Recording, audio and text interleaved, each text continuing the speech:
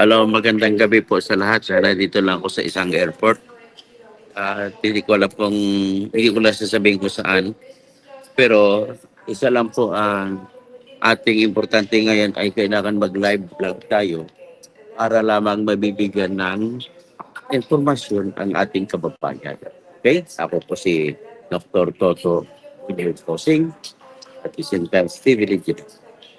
So, ngayon, ang ating pag-usapan po ay itong nagsilibasan na ngayon, desperado na ang mga kakampi ni BBM para depensahan nila na pilit nilang palabasin na walang mali sa mga blanco na na-discover ang mga bicameral conference committee report ng mga blanco. Kahit ano ba sabihin, natataka naman ako, bakit pati si Trillanes? Ba't sabihin na inimbento yun? Hindi naman invento yun. Klarong-klaro na in-email ang lahat na mga kopya na yun, in-email sa lahat ng congressman at lahat ng senador. Ngayon yung mga gustong kumakampi sa kay BBM ay ayaw ilabas ko, i-challenge ko sila ngayon. I am challenging, sina-challenge ko po lahat ng senador, lahat po ng congressmen na ilabas ninyo, i-forward ninyo sa akin, totokausing@yahoo.com, ang in-email sa inyo ng House of Representatives o Bicameral Conference Committee na yung tungkol po sa Bicameral Conference Committee report na kulang ang pirma. Para kung in-email ninyo, tinatago ninyo na kulang. Pero ang totoo niyan, hindi ninyo maitatago ang katotohanan na ang in-email sa inyo ay mga blanco ang amount. Ha?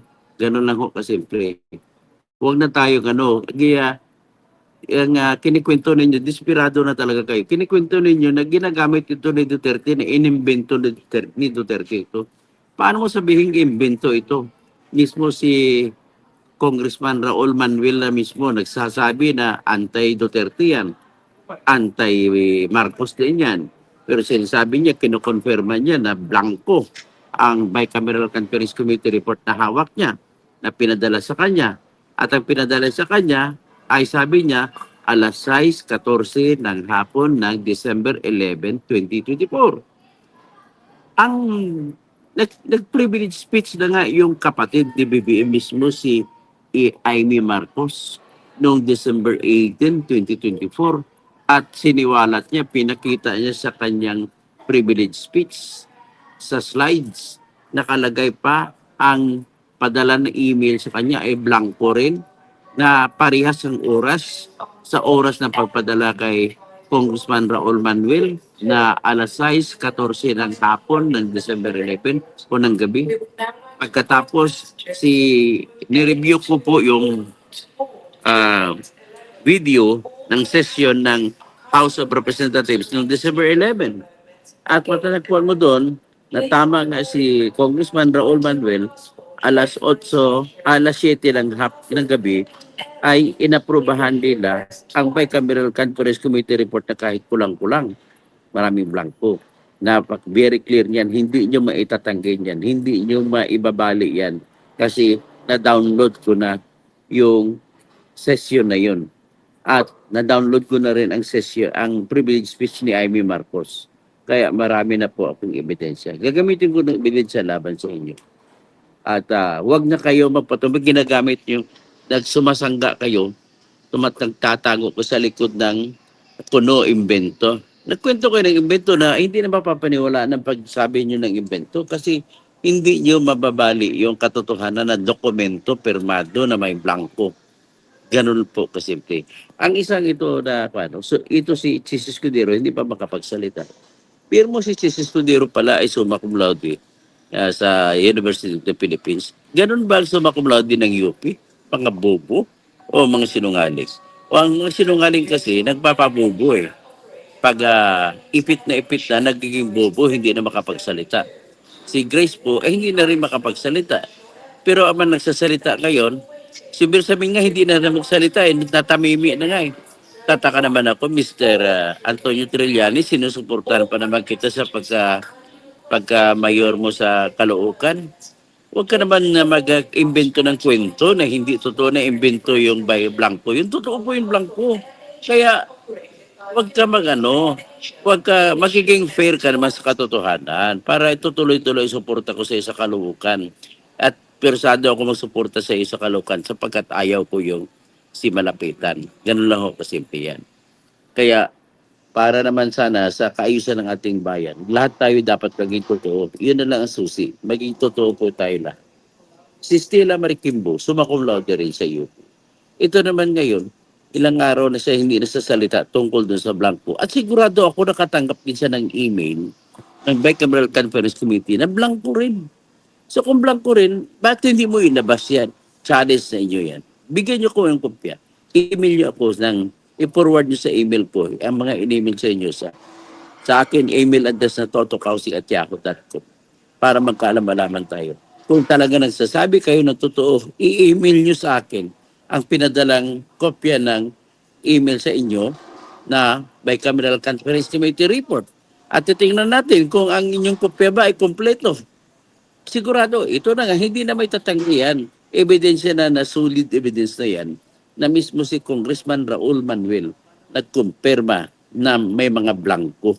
Lahat ng mga item patungkol po sa Department of Agriculture ang mga blanco. So anong gagawin natin? Dapat ba tayo hindi tayo gagalaw dito? Huwag na muna tayo mag-usap kung talagang ang pakay nito ba ay pagnanakaw sa pera ng pamahalaan. Pag-usapan na natin muna kung blanco o ikaw, Stella Marikimbo, email mo sa akin ang iyong natanggap na email. At ikaw naman, Sis Escudero at si Grace po, email niyo po sa akin ang inyong natanggap na email. So dito tayo magkaalam-alaman kung talagang totoo yung sinasabi ninyo. It's a question of what is the truth. It's not a question of who are the intelligent guys here or intelligent women here. Hindi. This is not a battle of wit. This is a battle for truth. Ganun na kasimple. Bakit kung gusto niyo magdebate, debate tayo. Ikipagdebate ako sa inyo. Kung papayag kayo magkipagdebate sa hindi senador, tatakbo pa lang, tinatanggal pa sa nagiging nuisance pa. Oh, ngayon, sino pag ibang nagsasalita dyan? Ang dami na nagsasalita. May mga congresswoman pa iba na gusto po pumilit, gustong umiksena para mabibigyan sila ng biyaya ni Bongbong Marcos. Tinutulungan na si Bongbong Marcos. Mga desperado na talaga. Nabisto kasi kayo. Ang Diyos na po ang nagbisto nito. Ang Diyos ang may paraan. Na, ang nakaisip mag-umpisa nito, si Congressman Isidro Ungab ng Davao. Tapos, pero lumalabas ang katotohanan na ang una pala nito nag-expose ay walang iba kundi si Amy Marcos mismo, kapatid ni BBM. Ah, pagdating ko sa aking studio, kompleto ako doon, ipapakita ko sa inyo ang buong privilege speech ni Amy Marcos.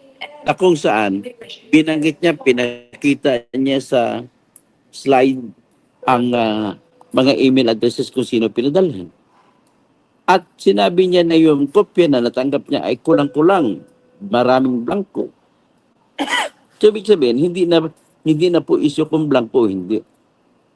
Ang problema na sa inyo, yung mga BBM, ginagawa ninyo na bakit itinutulak nyo kay Duterte? Walang pakialam si Duterte. Dito nagkataon lang si Duterte ang kakampi ni Ungab. At siya ang nagsabi. Pero ang katotohanan ay talagang blanco. Kahit sino man ang may hawak ng katotohanan, hindi natin mababalik yan. Kahit si Trump maghawak yan, kung yan ang totoo, hindi natin mababalik yan. Kahit isang bilanggo sa bunti ang maghawak ng dokumento na hindi natin mababalik kasi katotohanan yan. Kaya nobody can twist the truth in this case, kahit sino po. So ngayon, na pulaan tuloy kasi ako, personal, I am moving for impeachment of Sara Duterte. I am moving for, now I'm going with the tide that is now being called by the good governance, by the clergy. By the clergy, ibig sabihin mga Katoliko. At si Professor Cielo Magdo. Gusto namin matanggal Marcos Duterte. Ganun lang kasimple po. Kaya wag niyong gawing depensa laban sa kay BBM Marcos ang itong sa natatawagin nito na inimbento ni Duterte. Hindi ito inimbento ni Duterte. Kung inimbento ni Duterte, magkakaroon ba ng kopya si Raul Manuel na kalaban ni Duterte? Ganun ho kasimple yan. Asan ang logic ninyo? Mr. Trillanes, you better check your logic. Alam mo, ang hirap sa inyo. Masyado kayong masyado kayong namimihasa dyan. Ayaw nyo matanggal ang pera na binibigay ni Bongbong Marcos sa inyo.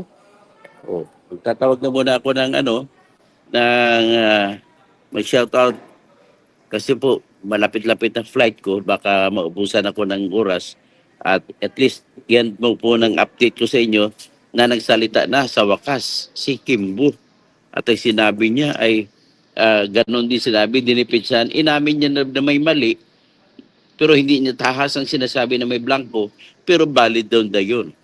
So Jimmy Aripagita, Marilo Fabian, Helen Lee, tapos L, that's by cam, not G. Yes, that's by cam, not GAA. So, Arvin Casao, good evening, sir. Pati si Attorney Enzo Recto, ganoon din, damage control din, pabor kay PBBM. Nako, pasensyahan tayo, personal na opinion na yan, personal opinion ko, pero ako ang tama, panindigan ko ito. Breadfeet, fake news ka naman, tingnan mo naman, noon, unattended ka sa Senate hearing. Anong Senate hearing? Wala, hindi pa ako nung pumunta sa Senate hearing. Fake news ka talaga, Brad Pitt. Ay nako. Ferdinand San Juan. Good evening po, Attorney Engineer Dr. Tobonyo. Katotohanan, kausing mabuhay po kayo.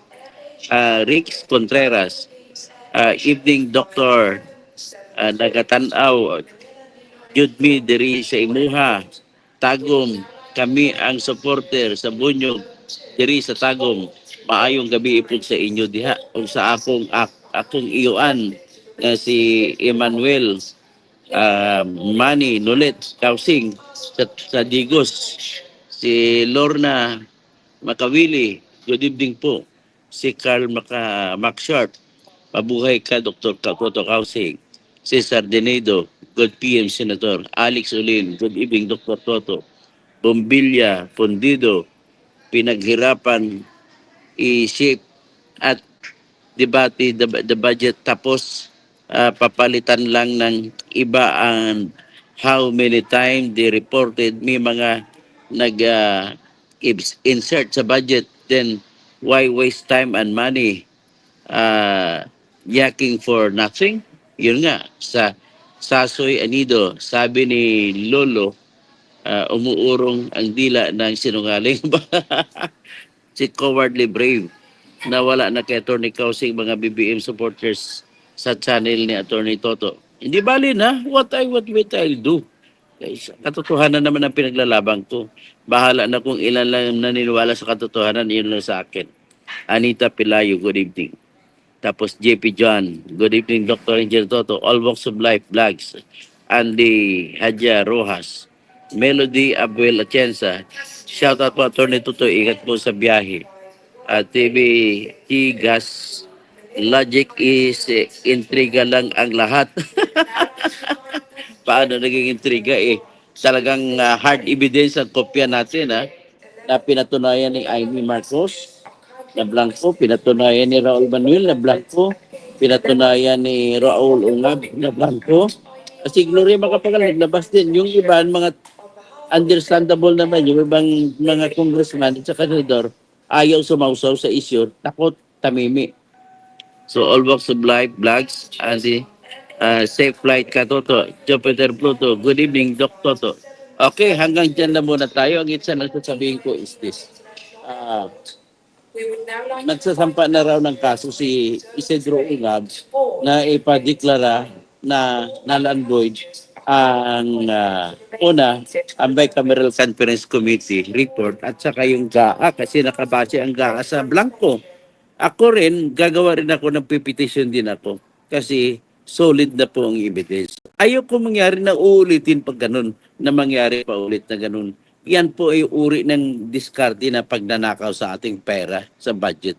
Pera ng bayan yan, ginagawa nyo parang kayo may-ari. Ay nako, sobra-sobra naman kayo. Nakakahiya kayo. Pera ng tao yan, tapos isisiwalat ko yung mga utang na naman ang ginawa ni BBM.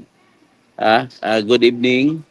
Sabi ni Pagabi, good evening, Dr. Angel Toto. Tapos si Merjan Destresa, magandang gabi po. Tapos TVT, uh,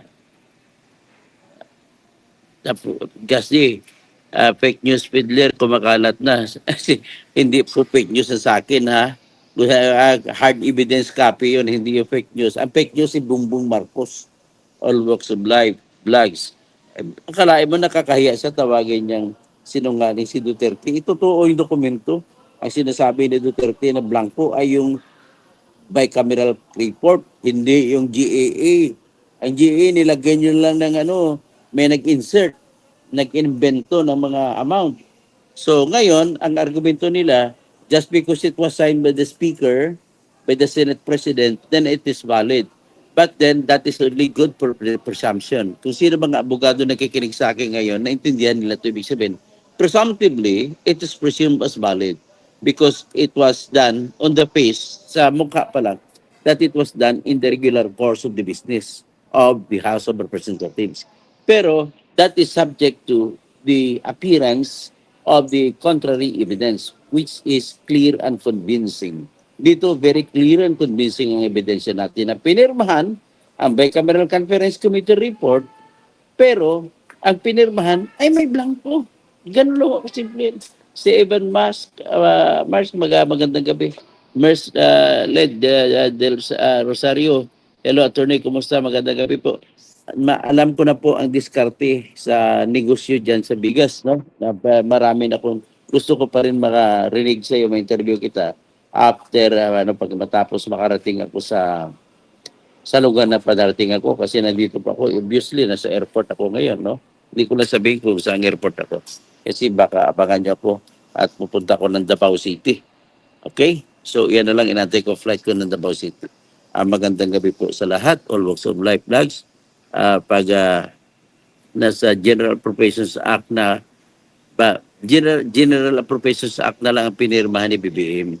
Pero pinapalabas niya na hindi niya alam ang nangyari sa Bicameral Conference Committee report. All right, kahit ganun pa man, is automatic na rin yan na null and void. Emerita Junicia Riojo, dito kami matututo ng katotohanan ng bawat isyo. Malinaw ang pagpapahayag mo, Atty. Cauce. Romel Bingson, naimbag rabii sa mga kapsat ko na po sa Mapia Benge, sa mga kabalin ko, Marina Banggi, sa mga kaibigan kong Bicolano, maupay nga gabi sa mga waray-waray, maayong gabi sa mga Ilonggo, maayong gabi sa mga Cebuano ug Bulano ug sa tibuok Mindanao, sa mga Ilonggo dira sa South Cotabato, maayong gabi sa inyo tanan. Roda Saruna, di na yun nahiya, manhid na yan, nahiya, tama ka, divine grace, intervention na yan. Divine intervention na po ito, nakikita ko po. Divine, ito na yung paraan ng Panginoon. Pero mo hindi natin in-expect lahat na gagawin lang, nagkakamali sila.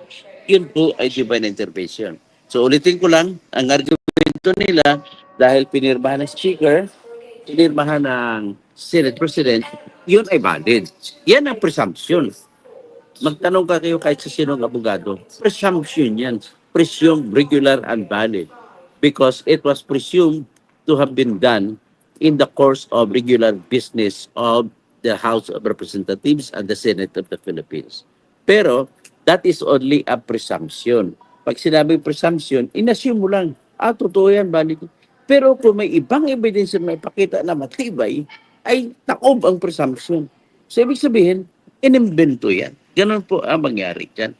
So, si Pastor Rodi Rabi, Mercy Rosario, walang sounds ba? Attorney Safe Always. Tingin ko may sounds ako. All walks of life. Sana sabay kam i-cover ng Manila, ng media. Okay, hanggang dyan lang muna tayo at maraming salamat po at magandang gabi po sa inyong lahat.